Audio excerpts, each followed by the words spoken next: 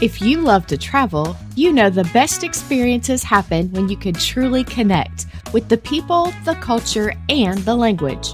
That's where Speak Language Center comes in. Speak isn't just about memorizing a few phrases. It's about immersing yourself in the language and culture before you go. Their travel series courses are designed for curious travelers who want to feel confident ordering fresh pasta in Italy, chatting with winemakers in Argentina, navigating the markets of Lisbon, or lingering over pastries at a Parisian cafe. With live expert instructors, not AI, Speak helps you go beyond the basics, offering cultural insights, real-world conversation practice, and even travel-infused learning experiences. You can join a scheduled group class, or Speak can create a custom course just for you and your travel pals, tailored to your trip, time zone, and availability. Whether you're planning a dream trip to Tuscany, the vineyards of Mendoza, the French Riviera, or the streets of Porto, Speak helps you make the most of every moment. Check out their courses at speaklanguageacademy.com and start speaking your next destination. Use code TRAVEL10 for 10% off your first Traveler's Prep course. That's code TRAVEL10 for 10% off.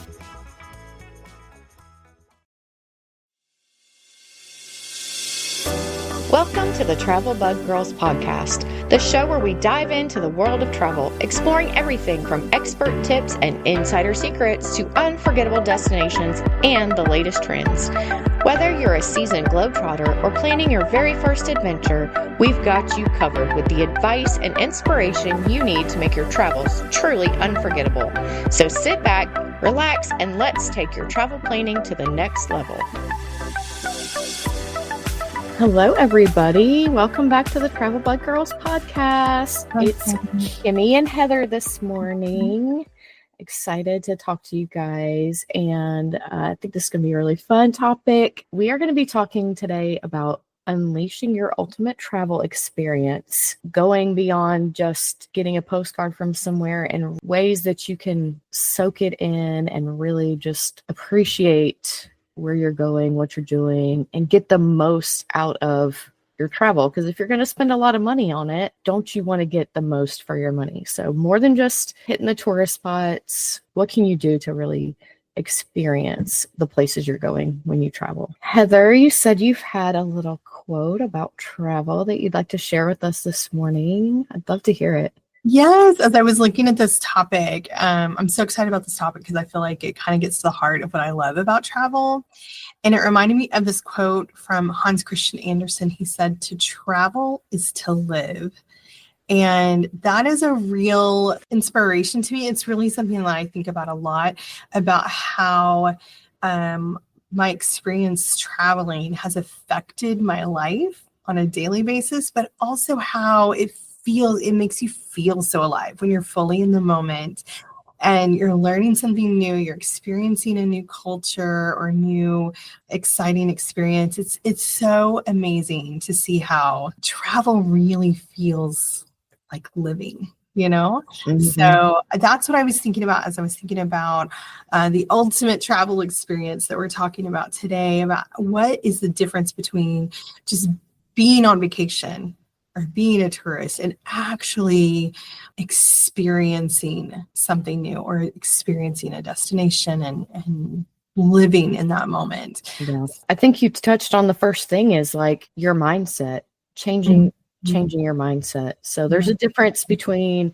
just being a tourist and kind of hitting the highlights, the tourist spots, and really being a traveler where you're going to immerse yourself and be involved in the culture. So I think the first thing is just kind of being curious about where you're going, you know, and being open-minded to the way things are done where you're going. A lot of times people, when they're traveling, they come in with their own expectations and they expect things to happen around them that they're comfortable with. And and for the world to sort of pave the way for them. I think we kind of touched on this in the past as far as like Americans, sometimes we have that expectation, but being open to, I am stepping into somewhere that is different, and I'm going to step back and kind of carefully walk into their world. It's their world that I'm That's walking true. into. You're stepping into their space. Yeah. And sometimes, to say the extreme here, sometimes Americans tend to think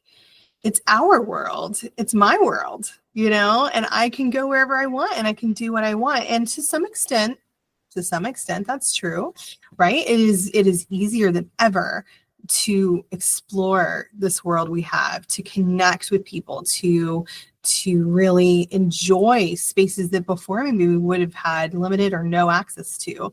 And the difference, though, is mindset. You're right. Like, understanding that when you're stepping into another place that's not your hometown, that you are stepping into someone else's hometown. It's their space, it's their place, and to come in kind of like you would as a guest in someone's home.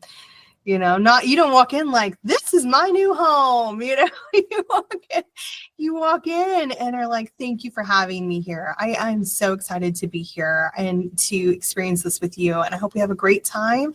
And then I'm going to go home and tell everybody how much fun I had. You know what I mean? You come in as a guest. And I think when you have that mindset, it really starts to shift things. So the other thing is too, like talking about shifting mindset, is once you've traveled, I think we all start out when we first are getting to travel, especially extensively, the first times we're kind of going beyond our normal borders for ourselves, whether that's into another country or even just sometimes for some families into another state. If you've grown up in a family that didn't really travel, sometimes just going to other states in our own country can feel broadening, right? And when you start to get past the first trip or two, there's a shift from, I want to see it all, I want to do it all, and trying to cram everything you can into those experiences, almost as if you're starving and you'll never get another chance, right? Once you get past one or two of those, you start to think like, oh, maybe I'll travel again next year or 2 years from now. And some of that desperation starts to abate a bit, and you can really see it from a different perspective and say, okay, if this is probably not the only time I'll get to travel, so let's calm down and like really try to soak it in. And that shift from, I have to see everything as fast as I can, to let me drink it in and savor it, that changes how you travel dramatically and how you look at the world as well. You can almost cram in too much stuff to the point where you don't really see, you see everything, but you don't really see anything. You know what I mean? Because it's just like, boom, boom, boom, boom, boom. But you don't even give yourself space to like really take it in. And I think, and some things like we've talked about in the past, maybe sometimes it is just I just want to go stand in front of it and get a picture kind of thing. But some places where you would want to sort of stand there and soak it in, if you don't build in that space to do it, because you're just trying to cram in as much as I can into this little bit of time, then you really miss out on what you're actually there for. That's true. And also the exhaustion that comes on the heels of that can really disrupt your enjoyment of your vacation. So, or stress, like if you're traveling as a family or in a group. Also, I mean, like, think about how you are when you're hungry and tired and kind of overwhelmed. Like, then we're not our best selves, and then it can cause conflict that's just unnecessary, and then everybody goes home grumpy. And like, yeah. I mean, I've been a part of those trips. I have contributed to that on trips in the past. And I have learned through the opportunity to travel that it doesn't need to be that way. And a lot of that is about, did everybody get to sleep? Did everybody get fed? Did everybody have a minute to sit down and breathe? And so planning in those slower moments in between the activities really can maintain a happier, healthier tone in your trip as well.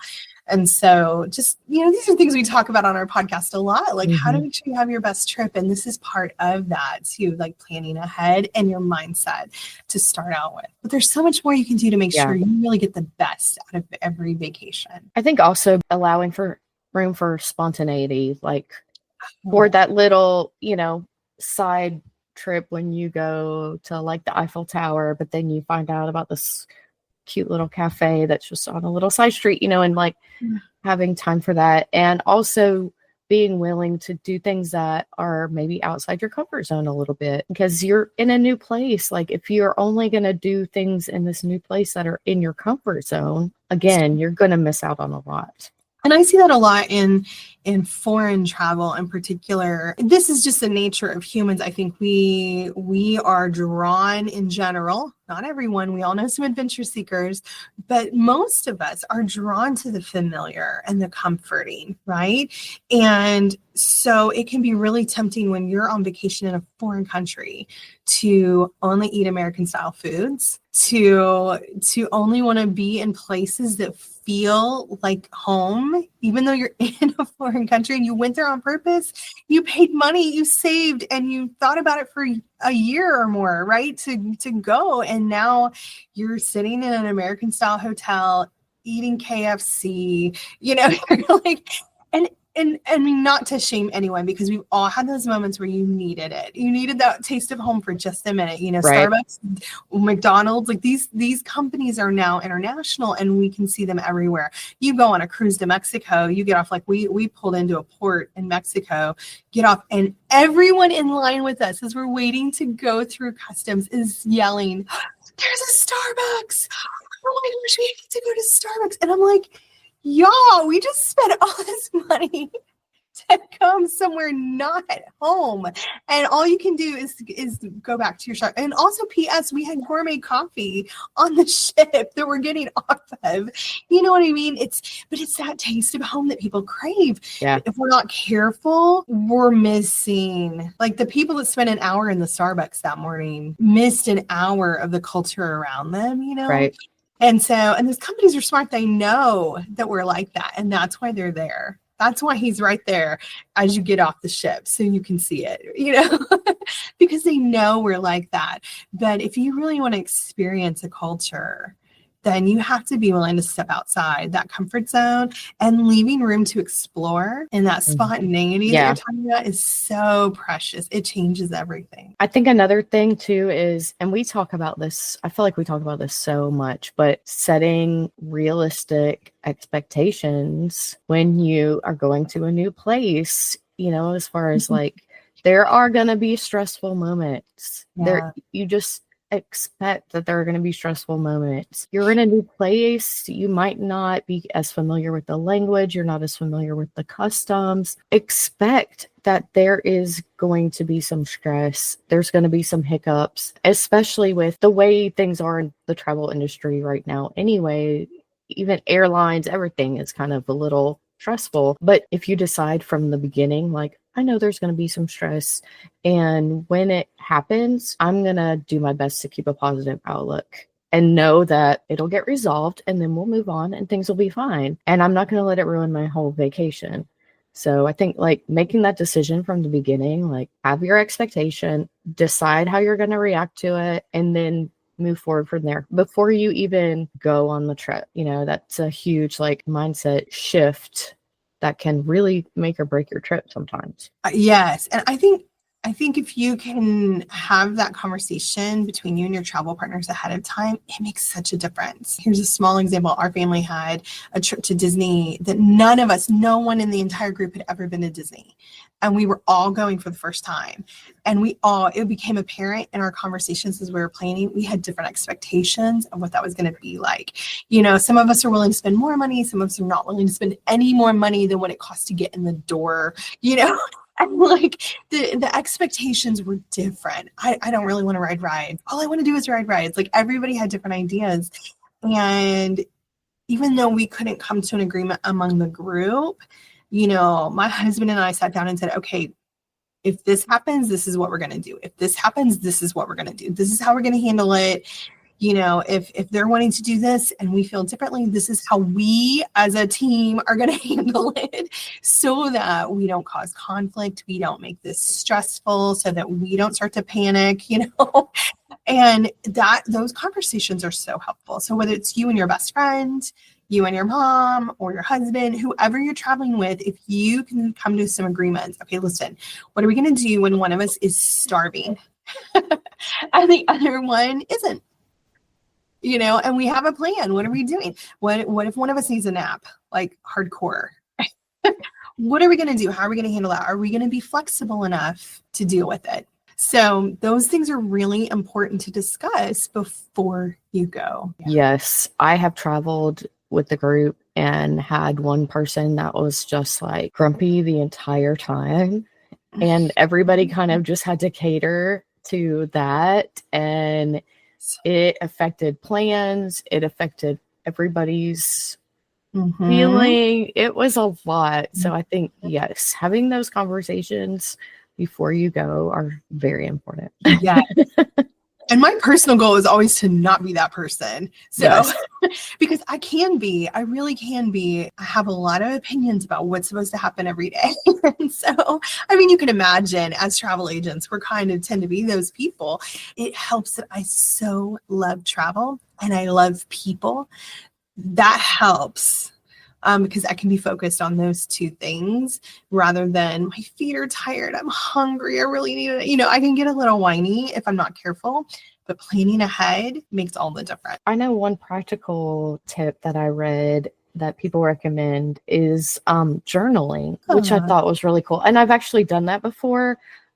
Just like sat down at the end of every night and kind of wrote down what I did that day and kind of tried to capture like the moments that were really, really stood out to me, that were really special and like the feelings in those moments. Then when I got home, I could go back and kind of look over that. And as I'm looking through pictures, remember how I felt in that moment. And have you journaled before, or have you found something that worked for you? I used to journal a lot. When we lived in Europe, definitely I journaled a lot about all of my experiences and what I've seen and kind of thinking like someday my kids are going to want to remember all this. And so sharing my adult view of what was going on at the time, since then I've kind of shifted into a weird way of journaling. I still do it, but in a different way. And that is I've become a huge Google Maps reviewer, and like I'm nationally ranked, y'all. Okay.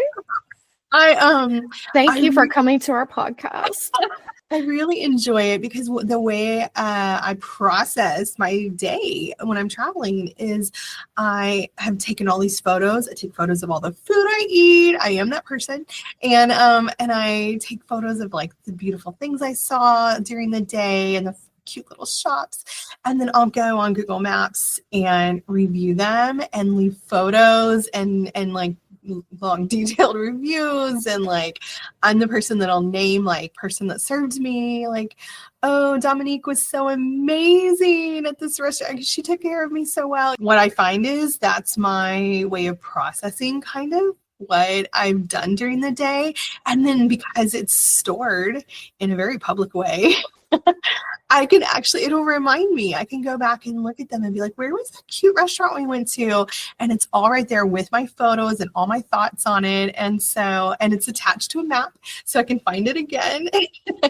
So there's my little plug for Google Maps reviews. But that has really become kind of a weird little travel journal for me. I love that because I'm definitely the person that looks at all the pictures of the food and goes through, reads people's reviews on stuff when I'm looking for something to do. So I love people that leave good reviews. What's funny is it'll tell you too. It'll say, your review has been liked 10,000 times. And it'll be some really interesting place that people have been wondering whether they want to go or not. And so sometimes your review is really helping them decide, do I want to go there or do I want to go somewhere else? So that's been kind of a funny side effect, I guess, of doing it that way. I didn't do it for those reasons, but it is fun to see which ones people really resonate with and what restaurants people are, usually for me, the restaurants. Yeah, me too. I'm a foodie. So another way that you can get the most out of your travel experience, and again, this is something we've talked about before too, is connecting with the local people there. So building meaningful connections beyond just the tourist stuff. So I know you've done this in your travels. Do you have a story that sticks out to you, where you've really connected with a local? Yeah, I have to be careful not to tell the same stories over and over because I've had so many great experiences in that. And I'll share one that I really cannot forget. We the very first time my husband and I went to France together. We were actually going to look at the house we were going to buy. And so we were exploring the region and the area we thought we were going to end up living, and which turns out to be on the border of Champagne. So we were like, let's go see if we can find some champagne fields. Maybe we'll be able to see something with that. And it was off season. It was not tourist season. This is not a time of year when there was a lot of, like the big champagne houses weren't open for tourism, that kind of thing. It was past the harvest. So it wasn't the best time of year to be doing that. But we drove out into the countryside. I literally just typed in like closest champagne house. And what the reality is when you're in wine country is it's farming land. It's farmland. So you're driving through the countryside and you're passing farmhouses, and so now in France, some of these homes that have been there for hundreds and hundreds of years, they're farming the same land their ancestors farmed. Like they pass these down generationally. And that's why champagnes tend to be named after families, and they're named house of so-and-so, because they're family owned farms essentially. So we're driving through the countryside into this tiny little village, and it says, I'm looking at Google Maps and I'm saying, this one says they're open. Look, there's a sign. It says they're open for their tasting room. Let's go in. We're the only car that pulls into the parking lot. There's nobody else there, but I can see a tractor in the field, and that's it, And we get out thinking like, hopefully they'll let us in. Hopefully they won't be weirded out that we just pulled up. And the most lovely woman comes to the door and has to unlock it to let us in, and she welcomes us with this incredible smile. She's so friendly. She invites us in, and then she tells us a little about the vineyard. She's like, do you want a tour? Yes, we would love a tour. We got a personal tour. She showed us the vines. She walked us through their entire process from harvest to champagne bottle. She talked about the awards. She talked about their family history. It was the owner. She had inherited it from generations. Yeah. And she was personally sharing her pride and joy. It was such a beautiful experience. And she spoke just enough English and we spoke enough French to have a really wonderful time and understand what was going on. And then we bought some champagne and we thanked her and we left. And we ended up building a relationship with them. And every time we would have guests, once we moved there, when we would have guests that wanted to see champagne, we would say, oh, we know just the place. And we would call her and take friends over there, and she would give them the most lovely tour. And we've had some of the happiest memories with friends at her champagne farm. That sounds weird, champagne farm, but that's what it is. Yes. Anyway, in the vineyard. And it's just those kinds of moments, though, are so special because you're seeing behind this. We didn't just have a tourist experience there. We got to see how the locals live and hear her family story about what it's like to live there and raise award-winning champagne grapes and that whole process. That is a special thing. And so it's just those experiences really have shifted how I travel. That's all I want now. Everywhere I go, I want to know who owns this restaurant and why, and what's your favorite thing you make here, and where does your food come from? And then I want to go and meet those people and like, who can you introduce me to who knows about all of this? I want to talk to somebody who's obsessed with cheese. Tell me everything, things like that. So that shapes how I travel because I want those personal, cultural experiences. Right. I want to meet the real people behind everything. Yeah.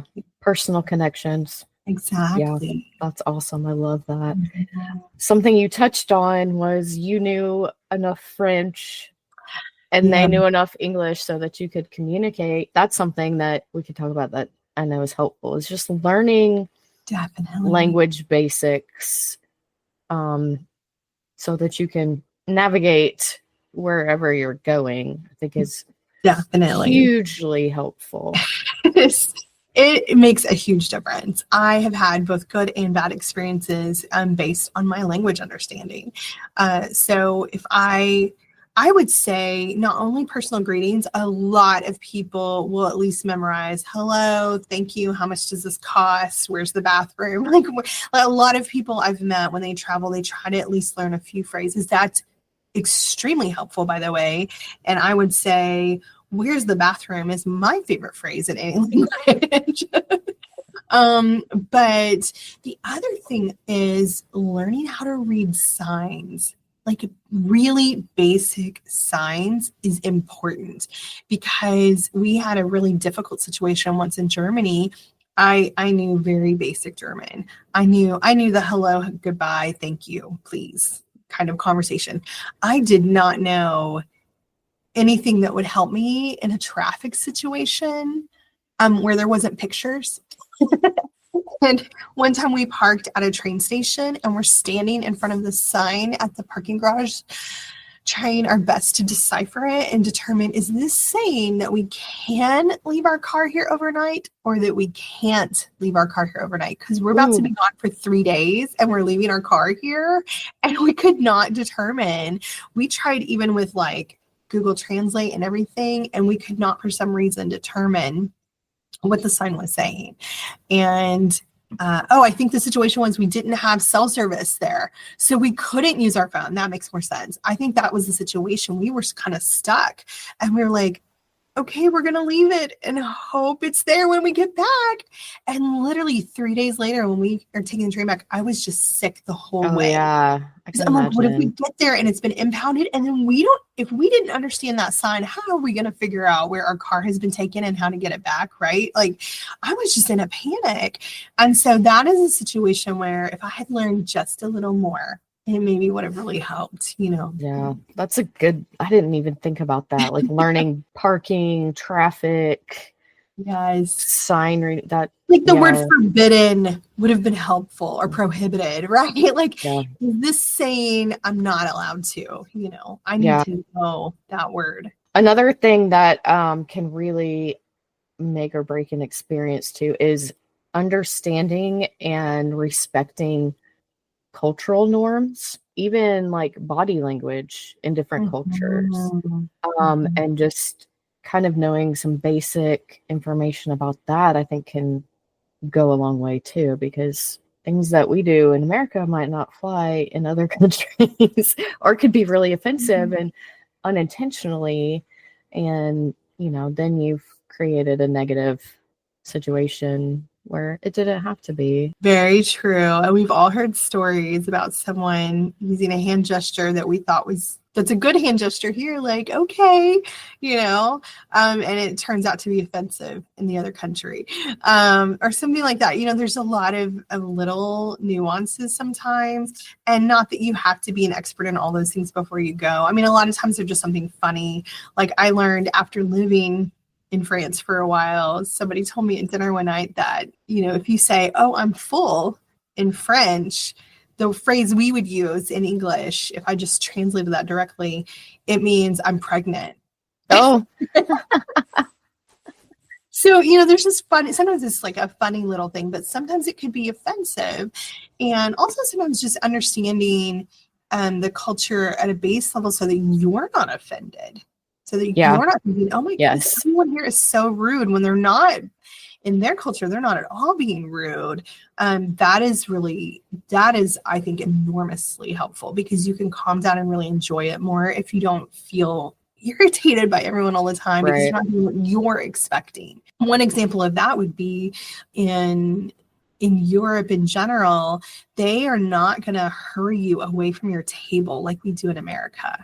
So if you're there having dinner, you're going to have to ask for the bill when you're ready to leave, because they do not want to offend you by hurrying you away from dinner.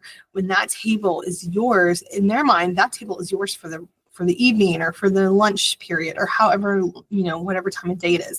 They're expecting you to stay and use that table, and they're not going to give it away to anyone else. It's yours. So that's very, very different than how we are in our restaurant culture in America, where they're trying to turn over those tables pretty quickly so they can have more guests come in. So with that in mind, some people get very upset. They're like, the waiter just disappeared and never came back with the chicken. Then he came back and gave us more drinks, but left again. Well, you have to ask, because they don't want to be rude. And so meanwhile, the tourist is thinking they're being rude. Do you see what I mean? Yeah. So that's just an example of like a cultural norm affecting how you feel about your experience. Another one I was thinking of was like many European countries they like close in the afternoon. They close their shops in the afternoon. Mhm. And if you don't know that ahead of time and you're planning on doing your biggest touring around in the afternoon, you're going to be sorely disappointed. So like just things like that about different cultures can really Yes. help. Small things like that. And that also is where a travel agent comes in, can be helpful. You and I have come across a really helpful resource recently that we have actually decided to become an affiliate with. We found this to be something that we really felt would be a great partner for the Travel Bug Girls and really Yeah. help our clients that we Our work clients with. will love this. And we're so excited to be sharing it because it just goes hand in hand with so much of what our clients tend to be looking for. And it's a resource that I think we're going to find extremely useful in our own travel, but also, like I said, for our clients. Yeah. So I'm excited to share it with everyone today. Yeah. So it's called Speak Language Academy. They have a website, which I will put the link in the show notes. You can kind of get on and explore. But they kind of do all these things that we've been talking about as far as learning language basics, simple phrases, learning cultural norms, even learning like the geography of the place that you're going. So it kind of brings all of this that we've been talking about together in one space where you can learn. It's a really flexible program. So you go online, they have group classes, they have couples classes, or you can do an individual class. You could do, if you're traveling with your own group, they will create a group for you and work especially with your group. So that's really cool because it's like very customized. Customized learning, also based on your destination. Yes. So you can say, we're going to this region of France or this region of Italy. Can you help us prepare for that specifically? And they'll match you with a teacher who has the experience to do that. So right now they have 4 different destinations, but I know that she was talking about adding more. It's also very flexible and they have different price points. So you can choose the option that works within your budget. You have personal interaction with a live instructor. So that's really cool. And they're actually using authentic experiences. So Heather and I were able to kind of view in on a class with a couple and an instructor, and they were actually learning phrases from an actual menu from a restaurant in Italy. So they were going through the menu, learning how to read the menu and things like that. So it's authentic experiences, and the instructors are very knowledgeable in the places that they're talking about. So that was really cool. There's also, the website is just full of online resources that you can go through and read on your own. There's some videos you can watch on your own. You can do some interaction. There's cultural tips. We talked about gestures, learning about gestures, learning about nuance, even within a language. So a word in one part of Spain might mean something different in a different part. So you can learn based specifically on where you are going in an area. And like I said, even learn geography. So you kind of have a general idea of the country, where you are in the country. There was nothing that I thought of that I was like, oh, I wish they had this. Like, I felt like everything was there.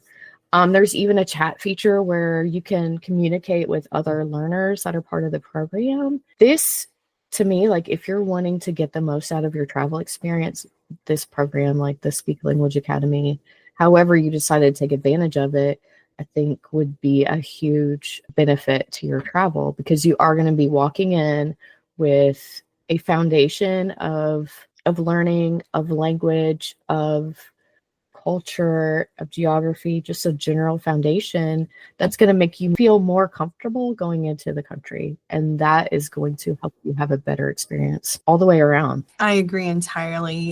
It's so much more than just language learning. They've been really careful how they've structured this, and especially with their travel series, to make sure that they are offering you more of that insight, that personal, detailed insight about the culture you're stepping into, the geography, even some of the history, maybe like all the things that would be pertinent for you to know as you're exploring a region. And right now they've started with France, Italy, Portugal, and Argentina, but they're adding Spain soon, and they had several others on their list that will be coming soon for their travel series. And what's nice about that is a language does change as you cross those borders. So even though they might speak the same language in Spain and Argentina, right? The fact that there's so much difference in history and geography and all of these things, it's affected the language over time. And so that is something they can speak to directly, those nuances in slang, for example, and that kind of thing is really important. So I love the way they've structured this, and especially that you can take group lessons. That's something we're going to work with them to build some custom language learning groups for some of our trips, so that when our clients are going on a group trip, they can take advantage of that. And then that way you're building that excitement about your trip long before you ever go. Like, think how much fun that would be to be meeting up with your girlfriends every week to practice your Italian because you're about to go to Italy, for example. And then the teacher you're working with goes to Italy regularly, and she knows all the best places and all the best things, right? And she's going to be able to tell you, oh, go ask for so-and-so at this place, and he's going to give you the best afternoon. You know, that's the kind of stuff we want for our clients. Yeah. So I love that Speak really can deliver in that way. It's such a next level step from, you know, the apps and things that we've seen. This is personal, and you can ask questions. It's live. And so you can ask questions and say, hey, but what would I do in this situation? Or how do I handle that? You know, it makes all the difference in the world. Yeah. Yeah. I love the idea of us with Travel Bug Girls, you know, planning a group trip. Some of our group trips that we put out might not be people that all know each other that they're joining. And I just think, like, plan the trip once you've, you know, put your deposit, you're ready to go. And then you've got 3 or 4 months where you're just kind of hanging out, waiting. Like, how cool is this to be able to, like, meet the group, learn together, build connections, keep the excitement before you even go on the trip. You know, you're learning all of this about where you're going. And I can just imagine, like, you're getting more and more excited every time.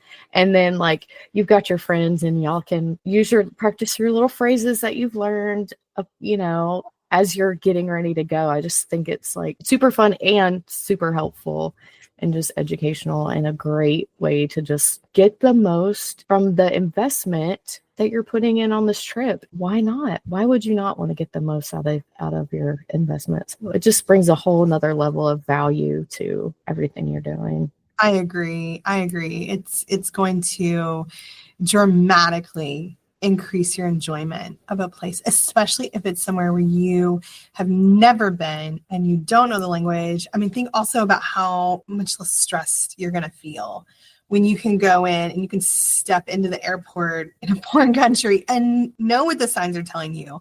You know, this way to taxis, this way to bus, this way to the rail station, and you know which one to follow and you know what to do. That is going to make you feel so much calmer and more in control as you're stepping into a completely foreign space, right? And so a lot of that panic of the unknown is just dissipated by this very thing. Yeah. And like I said, the excitement that's built over time as you're preparing, and I think that that's just going to be an incredible experience. I'm so excited that we have found Speak and that we can work together to create these special opportunities for our clients. Yeah, me too. And like I said, I will have the link to their website in our show notes. So you can just go down and click on that and explore. There's a ton of information kind of explaining what they do. And I think that our listeners are really going to find value in what they're offering. So I'm excited about that partnership. Me too. So the last thing that we're going to talk about is kind of how to keep the travel experience alive once you get home. I think this is the final way of sort of putting the bow tie on the package, you know, of your travel experience and making the most out of it. So we kind of had already talked about journaling and documenting your experiences and sharing your stories sharing your photos. And one thing we've talked about in the past in our episode of how travel changes us is taking in the lessons that you've learned when you're traveling and sort of building those into your daily life. And I think that's maybe one of the best things about traveling is those lessons. How do you sort of keep the travel alive once you come home? Have you found something that kind of works for you? I know you talked about the Google Maps thing and kind of journaling that way, which I love. Is there anything else that you like to do at the end of a trip? Yes, we keep all of our photos in a digital, I use Google Photos. There are many, many apps where you can share photos. So if you've gone with a group or family that you maybe want to share photos back and forth, there are lots of apps now that you can use to do that, where you can have a shared album and everyone can upload their photos to the same space so that you can access them. And you can even make notes in Google Photos. I love that you can describe the album and put dates and the places you went and everything. I love that. That's a feature that we use a lot. And then I do go back and look at my photos often when I'm planning to return to a place. I'll go back and say, okay, what was the name of that restaurant? Because of course I don't remember, later, but then I can go back and see. I often will take a picture of the front of a restaurant so I can see the name or the menu, things like that. If I wanted to tell someone specifically what I ordered, then I will take pictures of the menu. I'm really detailed that way, but that's just how I keep track of things. And the other thing that talking about incorporating things, we have learned to incorporate certain things. When we have a really great time on vacation, we'll say, why don't we do this at home? My husband and I had this on this trip once. We would sit out every evening at the end and just share a drink together and kind of talk as looking at the stars, and it's just this beautiful quiet moment. And we would say, why don't we do this more often? When I was with my mother in Italy, in the afternoons, before dinner, 4 or 5 in the afternoon, people are getting off work. I guess we would call it happy hour. People would sit on the terraces and have a drink, and really it was a time to relax and catch up with your friends. In other cultures, they might have tea time, where you're having a snack and a cup of tea, but just to have that moment together where you're sitting and relaxing and chit-chatting, and that's the whole purpose of it. And everyone else is doing it too at the same time. We don't really have that very well established in our culture. Other than maybe friends that always go to happy hour together. In general, we just don't have a lot of that kind of thing. And so it's just really sweet to be able to say to each other, let's bring that home. Let's do that. Why couldn't we do that together? When we get off work, let's sit and have a cup of iced tea or something and sit on the porch as we do in the South. And so, I don't know, just those moments, whatever it is you love. Sure. Another tip was continuing to learn about your destination post trip, so after you come home. And one of the joys of Facebook and the internet is a lot of times you can find the restaurants you've been to or the places you stayed where you connected on Facebook or online. And so I like to follow those places where I've been on Facebook and kind of keep up with what's going on there, what's going on on the island or in the city or whatever. Even if I don't necessarily talk to anybody, it's just neat to kind of keep track of what's going on in the places that you've been and be like, oh yeah, I remember that, or oh, that was so beautiful. And just every time it pops up, it's kind of a little memory, a little reminder.